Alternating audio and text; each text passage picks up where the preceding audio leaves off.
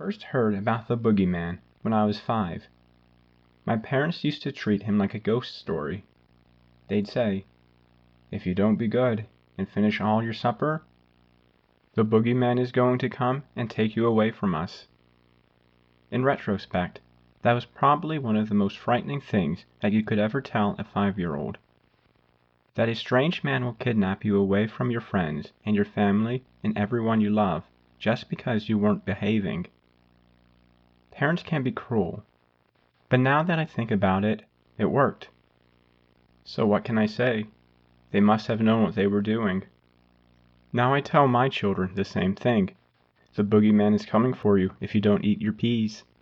My daughter hates it. My son, on the other hand, he wants to be the boogeyman. Daddy, what does he look like?" he asks. That's the funny thing about it all. My parents never told me. They didn't have to. I was too afraid at the simple mention of his name that I didn't even want to know what he looked like. So I made it up. "Well," I said, "he's tall, really tall, and he wears a big black gas mask that covers his whole face. And it has big, round eyes, just like a bug. He wears a shiny black uniform, as black as you can imagine, and it's long, a long cape in the back." "Kind of like a superhero?" my son asked. "No, like a supervillain. Underneath that mask and all that armor, the boogeyman is full of burns and scars. They say he can simply walk through fire and feel no pain, but that his body can still be burned." "Where did he come from?" "Nobody knows. All we know is he only shows up to little boys and girls who don't listen to their mommies and daddies and takes them away forever." "Did he ever take you?" my son asked. "Almost," I said. I had to spice up the conversation somehow. "I was a very naughty boy, so one night, when I was sleeping, the boogeyman showed up and tried to take me away. But Grandma and Grandpa rushed into my room and begged the boogeyman not to take me from them." "What'd he do?" "What he always does. He told them, 'I've come to take your child. He who has disobeyed you. He will be mine for eternity.'" And Grandma cried and begged and told the boogeyman to give me one more chance. And the boogeyman looked at her and said, "He has but one chance left, and then he is mine." And the next thing I know, I woke up the next morning, and ever since then I've tried to be the best person I possibly can. "Well, I don't want the boogeyman to take me, Daddy," my daughter said. In fairness, I shouldn't joke. What I and many others use to keep our children obedient isn't a joke or some kind of a scary bedtime story. No, it's real. And when I got older, I realized this. But I would also realize that this boogeyman would come to be known by many names. Moreover, that my plucked out of the thin air type description of him was eerily accurate. Or at least I thought I made it up. It wasn't until some time later when I realized that I had actually seen the boogeyman before. Only at that time, I knew him by another name. When I was 10, or maybe 12. To be honest, I try not to think about that time anymore. The Vietnam War had just ended, and my father had come back home. When I say he told me some of the most horrific stories I have ever heard, you're gonna just have to believe me. But there was one that he told me that I'll never forget. There's no way I ever could. He told me about the time he saw the Gasman. That's what he called it, the Gasman. Right there on the battlefield, just 1 week before. I remember my father as he was telling it. The look in his eyes and the sound of his voice. I'd never seen him so terrified. The Gasman. He was just standing there in the fires, watching. My father was in the trenches with other soldiers. No one else saw it but my father, he swears. And if you had seen his eyes, I'm telling you, he was not lying. So my father, He watched the gas man. He couldn't look away. Like an accident or a crime scene. There's something about destruction and terror that's just so hypnotic. The gas man wasn't moving. He wasn't saying anything. Right then, my father looked away, looked down, and he was alone. Everyone was gone. The noise was gone. His unit vanished. The enemy, nowhere in sight. My father swears that in that moment he thought he had died and gone to heaven. That somehow, when sticking his head up out of those trenches to look at the gas man, a bullet had gone right by his skull. But before he knew it, he was lying in a hospital bed a couple of days later, and the war was over. Those other men in the trench with him, no one found them. There were no bodies, there were no dog tags. They were just gone. And of course, no other reports of the gas man. What my father saw, he swears by, and I believe him. But those men with him in the trenches, they were real. They absolutely existed. But one day, they were here, and the next, gone without a trace. You might be asking, what is he doing on the battlefield? Isn't the boogeyman, the gas man, a child story? The gas man doesn't just care about children. People tell stories to make themselves feel better. People will embellish. People will romanticize, fantasize, and lie. The gas man has been around for longer than you know. That very night, after my father told me that story, I was in my bed, right there on the edge, asleep, when I saw him. The gas man appeared right before my eyes. But more strange than that, he was accompanied by 4 other men wearing U.S. military uniforms. I told my father the next day about this. I asked if those men may have been those who were with him in the trenches that day on the battlefield. But he wasn't sure about that. Soldiers, they go missing. He didn't want to talk about this matter anymore, so I dropped it at that. So, why did they all appear to me?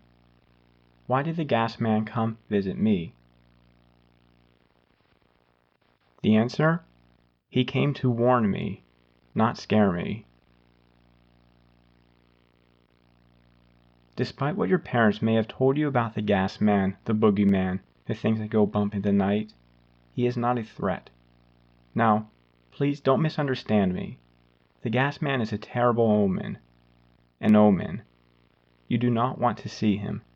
But he, himself, he is not the threat.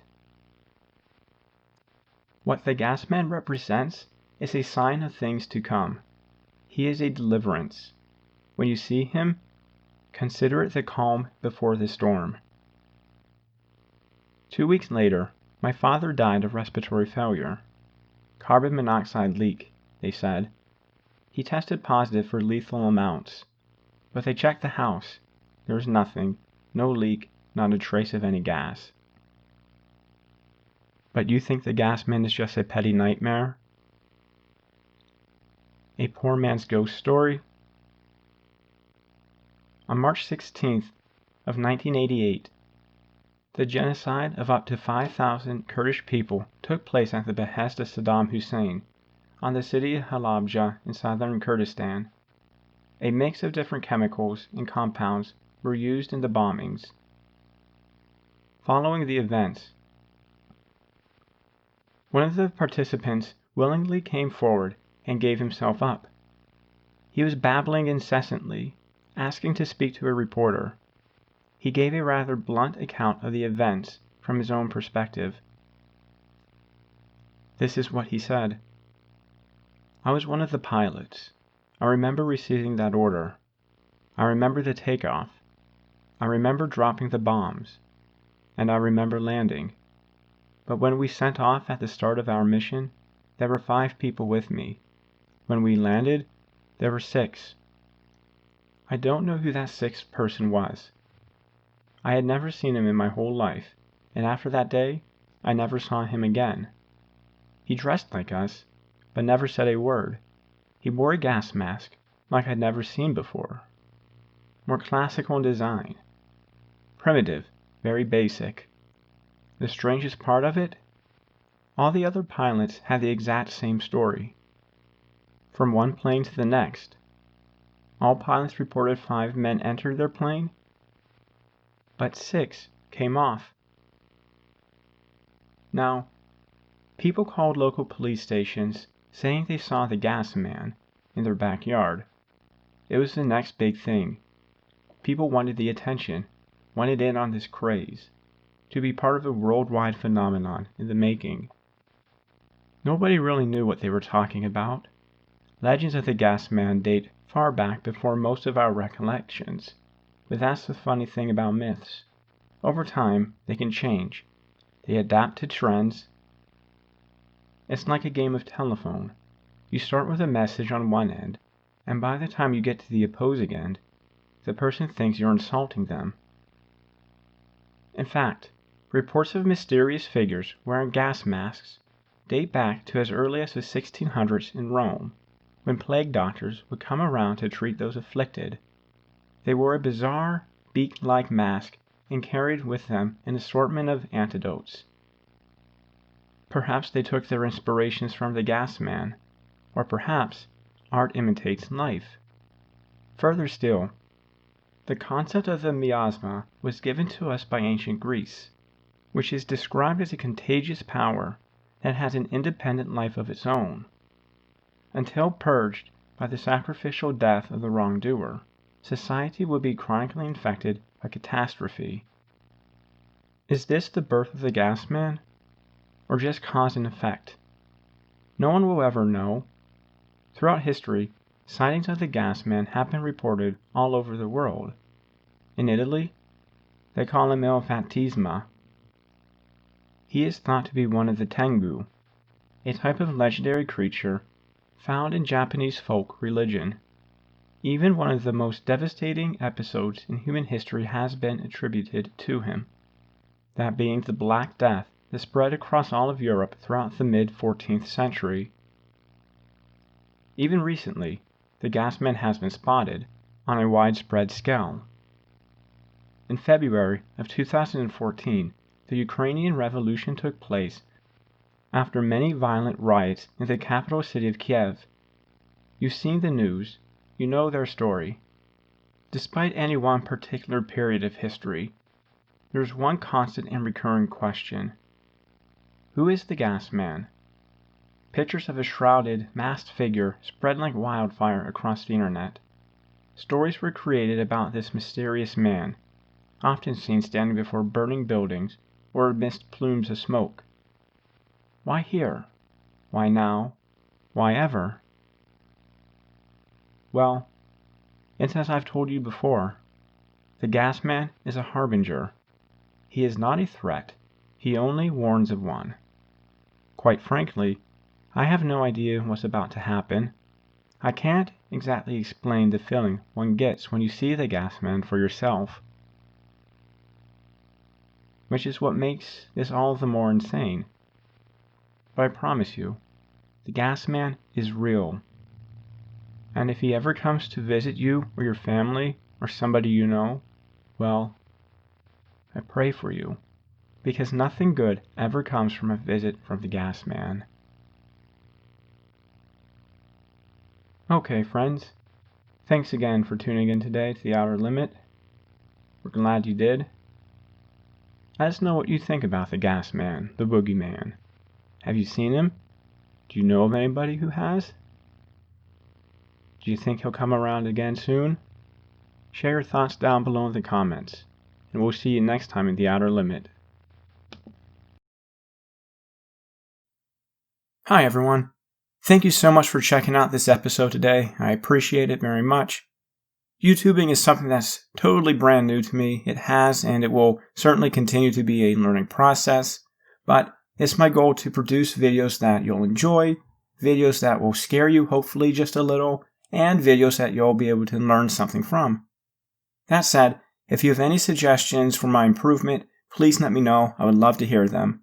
And also, feel free to email any original stories that you have to theouterlimitofficial@gmail.com.